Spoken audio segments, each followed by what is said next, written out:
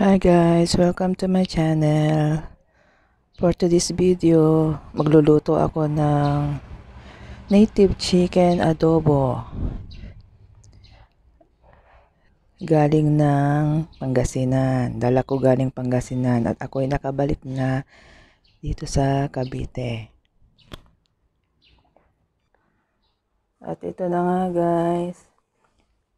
Na-prepare ko na yung gagamitin kong ingredients.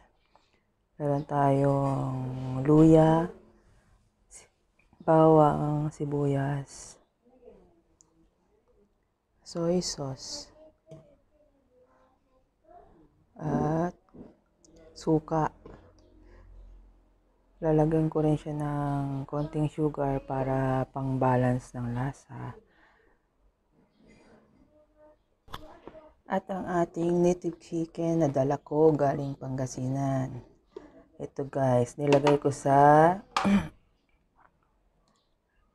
plastic na garapon. Kasi nilagay ko sa freezer. Pinakuluan ko na yan kasi sa toyo, suka, at bawang at luya doon sa Pangasinan para hindi siya masira. Tapos nilagay ko siya sa freezer at ito na siya ngayon. Ayan, iluluto ko na siya. Ayan. Kasi biyahe pa ako, kaya baka masira. Kaya ang ginawa ko, pinakuluan ko na doon, pinalambot ko na ng konti sa toyo. Ayan, at ngayon magigisa na tayo. Ayan na guys, magigisa na tayo. Ilagay na ako ng mantika.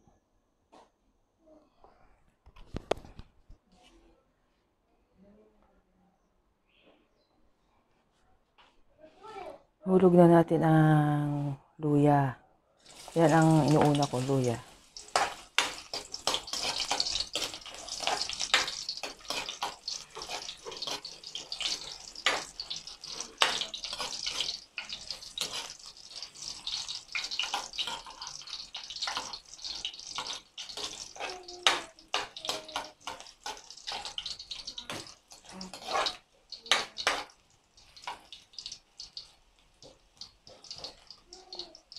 Bawang.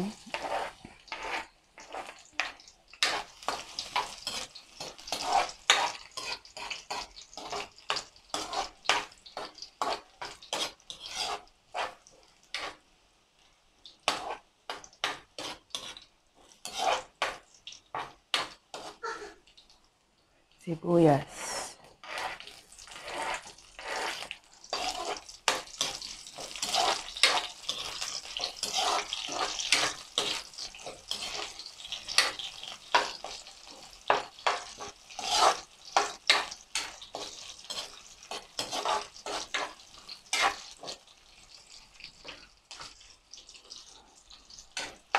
At ang ating native chicken.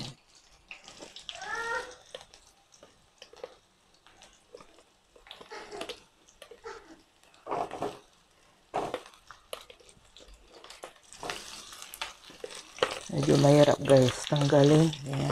Nagyelo. Pero kanina ko pa ito tinanggal sa ref.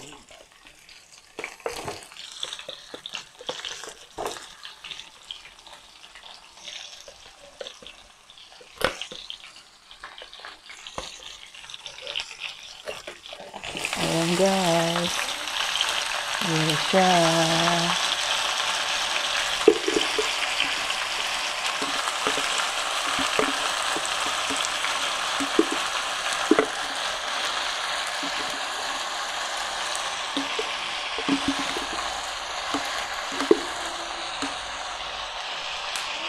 Ito guys, itong dilaw na yan yung taba ng chicken. Kasi mataba yung native na hinuli namin. Inahin kasi siya. Ayan.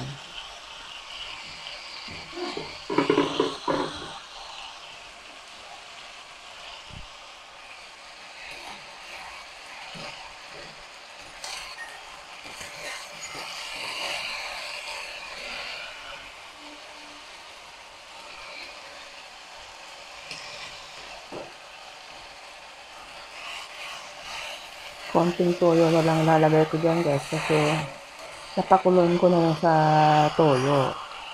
Kaya palalambutin na lang siya tapos titimplahan na lang siya ng konting toyo at sugar. Tapos yung suka. Ayan guys. Hindi ko na siya lalagyan ng no chips kasi malasa na yan eh.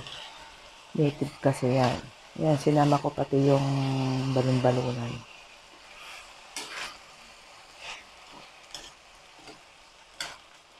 Yan ang paborito ni Bibi Sayla.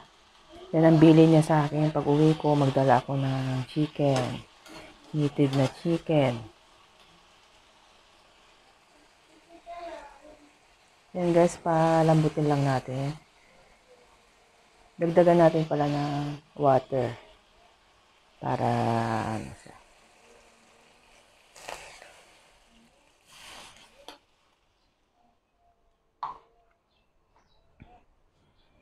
Yan guys, ayan natin kumulo.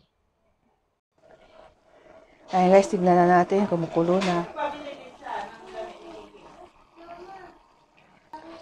Ayan guys, lagyan natin ng konting sugar. Hindi ko pa siya nilagyan ng soy sauce kasi titikman muna natin siya. Kasi may soy sauce na yan. Kita niyo naman, ano na siya. Lagyan natin ng sugar, pang balance ng lasa.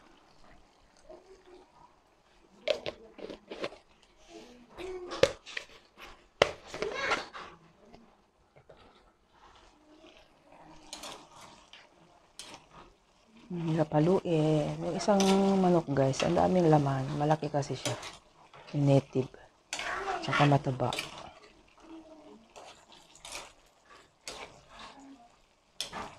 Yan. Lahat nilagay ko. Pati paa. Kay Bibi Sara yung mga laman-laman dyan.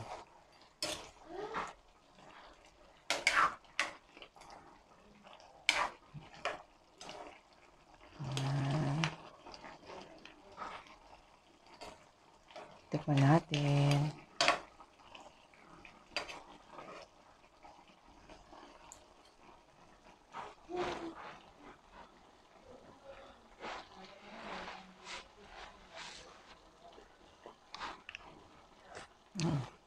Dagdagan natin ng konting toyo.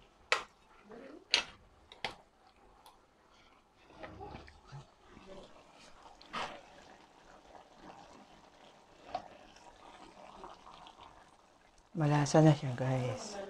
Dagdag lang ng konting toyo at saka suka.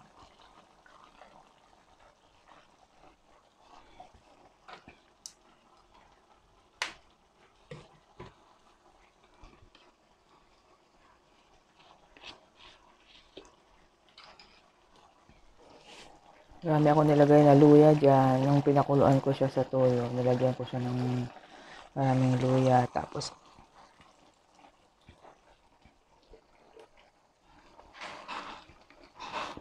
pag gisa, nilagyan ko rin ng luya. Pangtanggal ng lansa.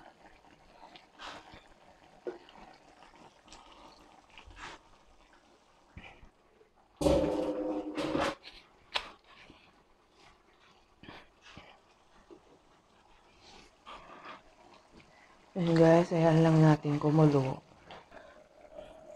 At eto na nga guys, tignan na natin.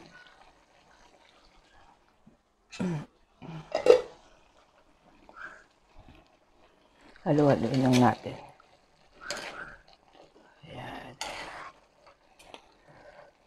Hirap haluin.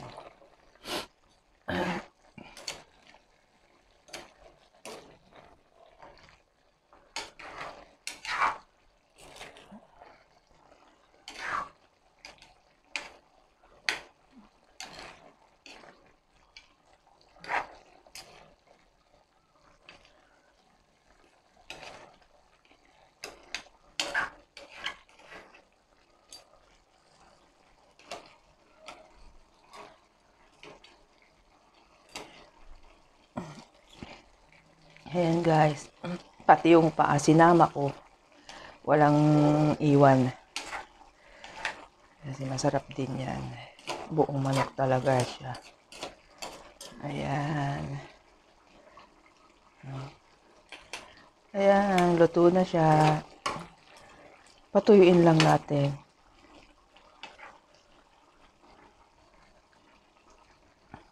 Konti. Kasi gusto ni Sayla yung sabaw. Kaya hindi ko masyadong patutuyuin. Titiran ko siya ng sabaw.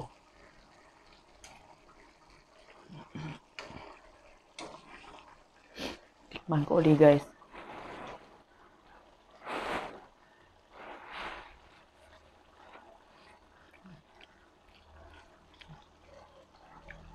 Yan, tama ng lasa. Hindi ko na siya lalagyan ng sili kasi manghang. Ayaw ni Sayla.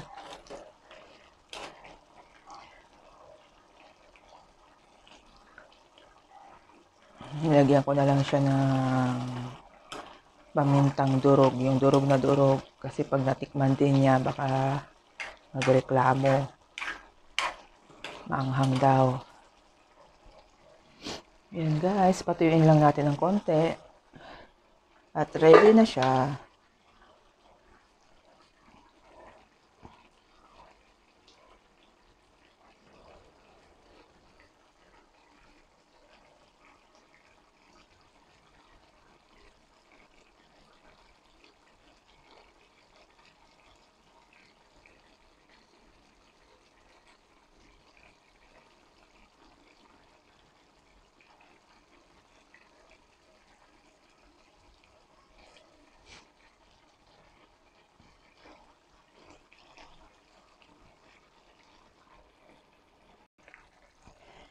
Ito na guys, ang ating native chicken adobo.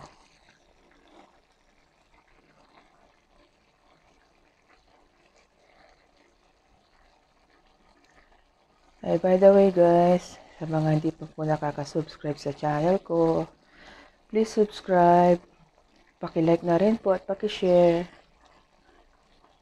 Sa mga nanonood, maraming salamat. Sa mga sumusuporta.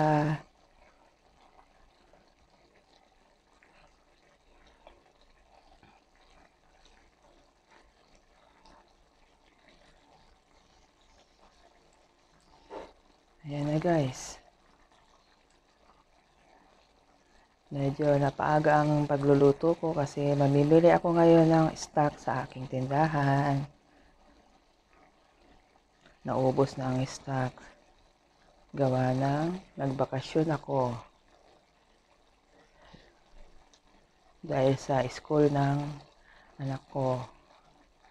Nag-card day po siya kaya ako nagbakasyon umuwi.